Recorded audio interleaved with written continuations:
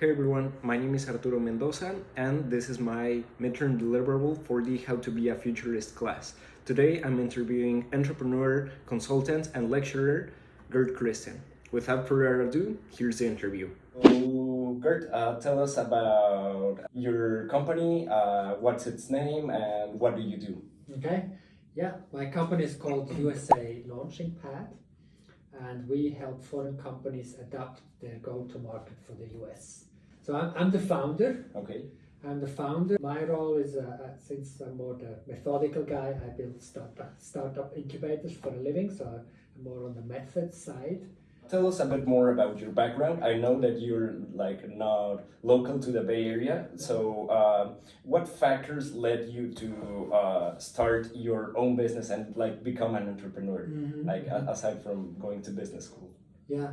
So I'm originally from a small village in Switzerland, and for some reason, all my life I wanted to go out into the world. So I wanted to leave my village. So I moved to I went to school in the next bigger city, and then I wanted to, when that became too small, I wanted to go to a bigger city. So I went to study in a bigger city. So in a way, that's what enabled me to end up in the Bay Area. So I think I have arrived here. I've been in technology all my life, and so for this is unbelievable for me to live here. Also, as a boy from a small village in the mountains in Switzerland, how would I ever end up here? So I think I'm extremely fortunate.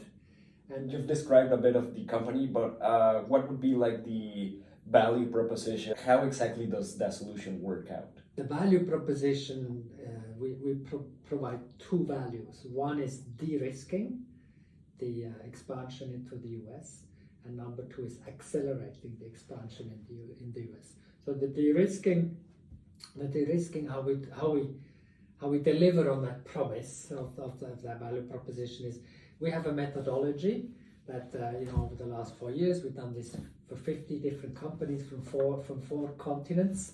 We're only missing Australia right now, and what is basically it's a method that tests eight things like these that we test one after the other, and that is the de-risking, because if a company could do that themselves, but they would do it for the first time and they would have to figure out how to do that. So and they still wouldn't know if the result is reliable or not. So we've done this 50 times, and it's very methodical and goes quite deep. And so that's the de-risking. Test before you go is basically what we call that.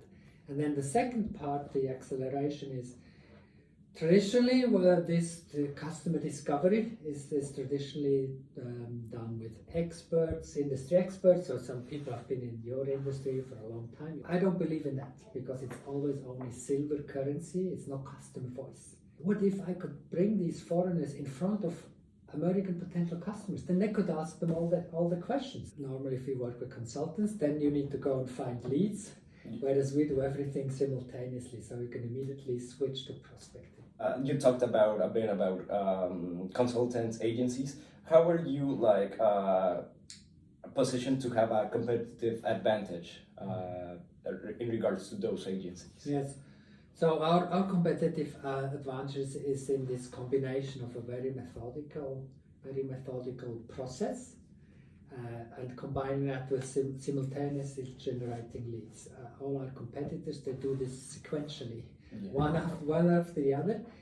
Having said that, we're mostly working for younger companies. I wouldn't say startups, I would more call them scale-ups.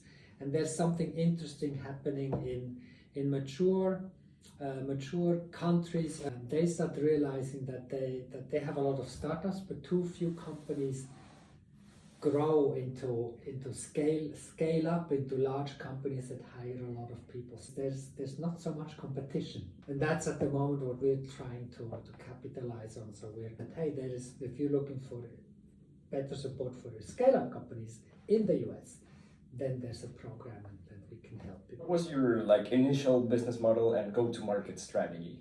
The go-to-market strategy, there was none. It was founder friends who contacted me, and I basically helped friends. And the business model is was and still is now is basically fee for service. We offer a product, a program that has a particular scope that lasts between 8 and 12 weeks, and then depending on different programs, and then we charge a price for that.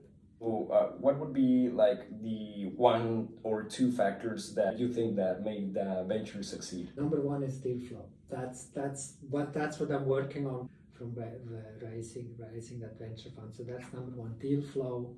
We're as a company, we're still young, and we're still up and down in the revenue and customers. So we're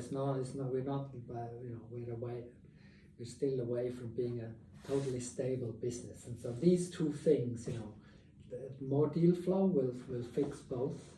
And so that's what I'm working on. Okay. Yeah. I don't know if you could like share a bit of the lessons that you have learned, and if you could tell something to like young entrepreneurs like myself or like the other classmates. What would you change if you had to do it all over again? Yes. Okay. Yeah. So the funny thing is that I was before I became an entrepreneur myself. I built startup incubators, and so I was an advisor to startups. And so my biggest learning is that in a way now I'm eating my own dog food, right, with my own company, and every now and then I really have to. So I really get to see what it feels like. I really get to see every day, or sometimes when things aren't good, that it's hard to even get enough sleep, or sleep quietly enough that you can relax and recover and recharge your battery. So that pressure. What I will never know, because we're a little bit too far down, or what I will never know is had we accepted investment when we set out on this journey, would we be further along now than we are? Take venture money, then then now we're accountable to other people, but on the other hand, you get more money earlier. So can it go faster? You talked a bit about like not even being able to like sleep like at night. Is that the hardest, or what is like the hardest thing about being an entrepreneur? I think that is the hardest. I think for me that is the hardest. I can recharge and recover very well with sleep. So for me, it's I can go for a long time, but at some time I know it's going to catch up with me.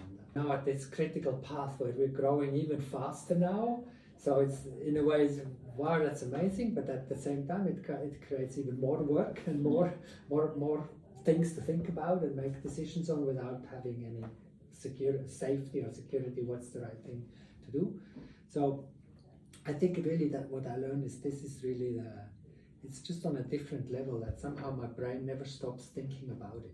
I can see it's probably a similar at certain times during your studies. The intensity is probably similar. I get it. Yeah, and the pressure. Yeah, definitely. Whether from outside or pressure you make, put on yourself. Yeah. Awesome. So I think that's it for like right now. So I want to thank you a lot for your time, and I hope you enjoyed this little interview. Thank you. I really did. Thank you, Arturo. Thanks a lot.